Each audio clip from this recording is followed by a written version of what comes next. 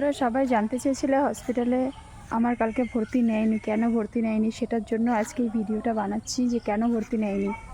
আমি কালকে অনেকক্ষণ বসে থাকার পরেই ডাক্তার, যেহেতু 11টার সময় আসার কথা ছিল, সেই ডাক্তার আসলো দুপুর 1টার সময়, যেখানে দুটোই আউটডোর বন্ধ হয়ে যায়।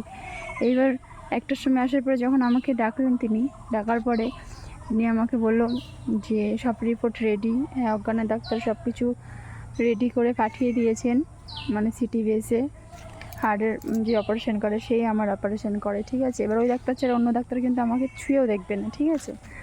এই জন্য ওই ডাক্তারই আমার সব কিছু, ওই ডাক্তারই আমার কাছে ভগবান, যার জন্য আমি জীবন ফিরে পেয়েছি।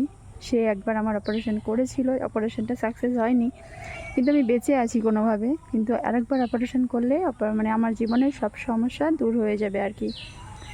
তো যাই হোক, যদি সাকসেসফুল হয় অপারেশনটা, তো কালকে আমি গেলাম ডাক্তারকে, আমি ভর্তির জন্য সব কিছুই রেডি, সব রিপোর্ট রেডি, এটাও বললাম। তো ডাক্তার আমাকে বললো আরেকটা বেরিয়াম পরীক্ষা করতে হবে। বেরিয়াম পরীক্ষা হলো এটাই, যেটা খাবার খাওয়ানো হবে, এখন খাদ্যনালীটা কেমন আছে, সেই খাবারটা কোথায় কতটুকু আটকে থাকছে, সেটাই এক্স রে হবে খাবার খাওয়ানোর মাধ্যমে, ঠিক আছে।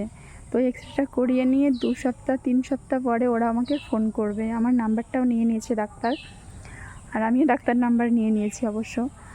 দিয়ে আমাকে ফোন করবে 3 সপ্তাহ পরে ভর্তির জন্য। তো আমার একদিক থেকে ভালোই হলো, যেহেতু সামনের সোমবার আমার ছেলের পরীক্ষা ছিল, যেন ছেলের পরীক্ষাটাও হয়ে যাবে, এদিকে আমারও অপারেশনের ডেটটাও সামনে এগিয়ে আসবে।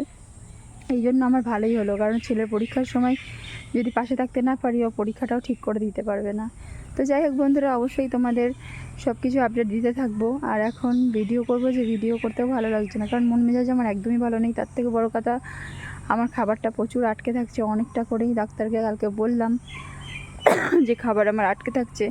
এবার ডাক্তার এটাও জিজ্ঞেস করেছিল আমাকে যে খাবারটা কি একটুও যাচ্ছে না পেটের মধ্যে। আমি এটা বলেছিলাম যে খাবারটা যাচ্ছে, কিছুটা যাচ্ছে, আর অনেকটাই আটকে থাকছে।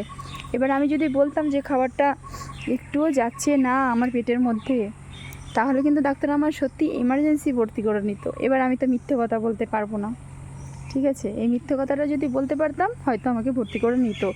খাবার আমার কিছুটা তো যাচ্ছে পেটের মধ্যে, যেটার জন্য আমি বেঁচে আছি কোনো রকম, মানে কিছুটা যাচ্ছে, আর অনেকটা খাবার ওই পূর্ণ খাদ্যনালীতে আটকে থাকছে, ঠিক আছে। আর আরেকটা পরীক্ষা করতে হবে, সেটা হচ্ছে কালকে দিয়েছে পরীক্ষাটা, খাবারটা খেয়ে এক্স রে, মানে খাবারটা খাবো যখন আমি গিলবো। আগেও একটা ভিডিও কিন্তু আমি দিয়েছিলাম যে খাবার খাচ্ছি, ওটা এক্স রে করা হচ্ছে। ওই ভিডিওটাতে কম করে হলেও 6.8 মিলিয়ন ভিউজ হয়েছিল, একটা 4 মিলিয়ন ভিউজ হয়েছিল। তো যাই হোক, এখন ফেসবুকের অবস্থা ভালো না, এখন ভিউজ হবে না, কারোরই হবে না, এটা ফালতু বলে লাভ নেই। তো যাই হোক, ওই পরীক্ষাটা আবারও কালকে হবে, ঠিক আছে। হয়তো ভিডিও করতে পারবো না, কারণ আমার সঙ্গে আমার বড় গেছিলো আগেরবার, এখন মা যাবে যেহেতু, সেই জন্য আর হবে না। তো সবাই ভালো থেকো, সুস্থ থেকো। তো টাটা সবাইকে।